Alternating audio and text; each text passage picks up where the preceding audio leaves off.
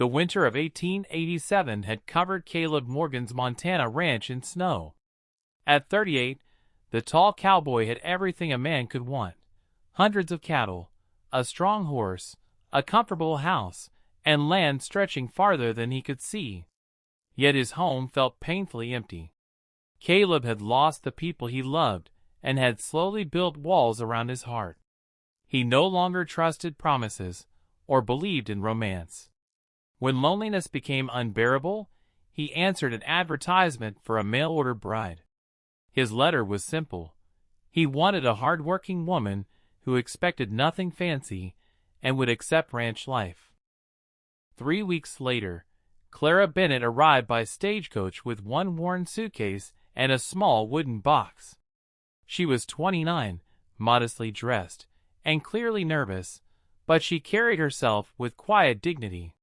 Caleb studied her carefully before saying, "You're Clara?" She nodded. "Yes, Mr. Morgan." He looked toward her suitcase. "I'll carry that." During the ride to his ranch, neither spoke much.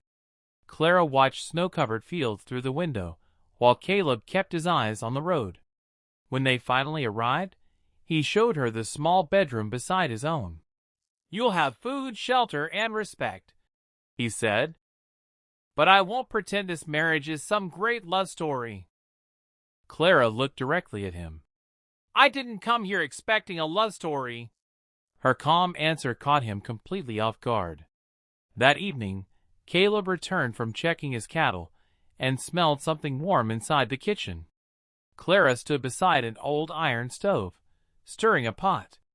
"What are you making?" he asked. "Stew," she answered. Caleb removed his gloves. "You didn't have to cook." Clara smiled softly. "I know. But you worked all day." She placed a steaming bowl on the wooden table. The meal was simple: beef, potatoes, carrots, onions, and herbs. Caleb sat down reluctantly and took his first bite.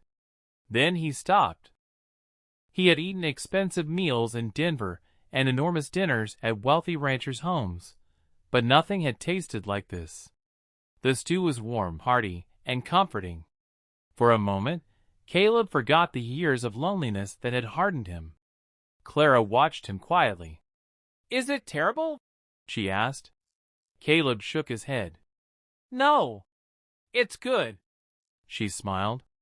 "Good." He took another spoonful, then another. Neither said much afterward, but something had changed. The ranch house no longer felt quite as cold. Before going to bed, Caleb paused outside Clara's door. He almost knocked, but changed his mind. Instead, he quietly said, "Thank you," before walking away. The following morning, Caleb woke before sunrise and found coffee waiting in the kitchen. Clara was already preparing breakfast. He frowned slightly. "You don't need to work this hard." Clara looked up from the stove. "I'm not doing it because I have to." Her answer stayed with him as he left for the fields. Over the next few days, he noticed little things. Clara repaired a torn curtain, organized the pantry, fed the chickens, and greeted every ranch hand kindly. She never complained about the cold or Caleb's distant behavior. Slowly, the lonely cowboy began looking forward to returning home. He didn't understand it yet, but the woman he had chosen without seeing had already begun melting the walls around his heart. Weeks passed, and Caleb found himself changing in ways he never expected. He began returning to the ranch earlier, just to hear Clara talking in the kitchen. He started telling her about the cattle, the weather, and the small troubles of ranch life. Clara never judged him or forced him to speak about his past. She simply listened. One evening, Caleb came home to find her laughing with one of the ranch hands.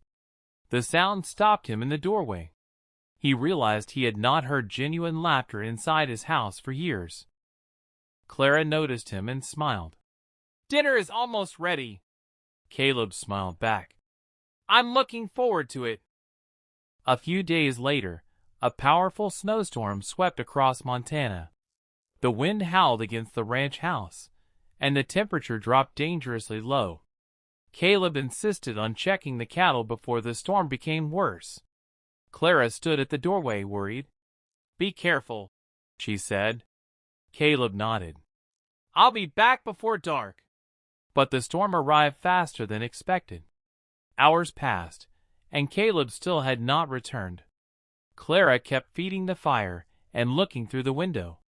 Finally, late that night, she saw a horse approaching through the snow. Caleb climbed down, exhausted and freezing. He nearly stumbled as he entered the house. Clara rushed toward him and wrapped a blanket around his shoulders. "You're hurt," she whispered, noticing a small cut on his forehead. "It's nothing," Caleb replied. Clara shook her head and carefully cleaned the wound. Then she placed a steaming bowl of stew in front of him. Caleb stared at it quietly. "You made this again?" he asked. Clara smiled. "I thought you might need something warm." Caleb took the spoon, but didn't eat immediately. He looked at Clara instead. "Do you remember the first night you made this?" She nodded. "I remember." Caleb swallowed hard. "That was the first night this house stopped feeling like a place I was trapped in." Clara's expression softened. "Caleb!" He stood slowly and walked toward her. "I need to tell you something," he said. Clara waited. "When I sent that letter, I thought I needed a wife who could work beside me. I thought marriage was just about having someone in the house." He paused. "But you gave me something I never asked for." Clara looked confused. "What?" Caleb smiled. "A reason to come home." Clara's eyes filled with tears. Caleb gently took her hands. "You never asked me for affection. You never demanded anything. You simply brought kindness into a place that had forgotten what kindness felt like." Clara whispered, "I only wanted to make this house feel warm." Caleb squeezed her hands. "You did more than that. You warmed me."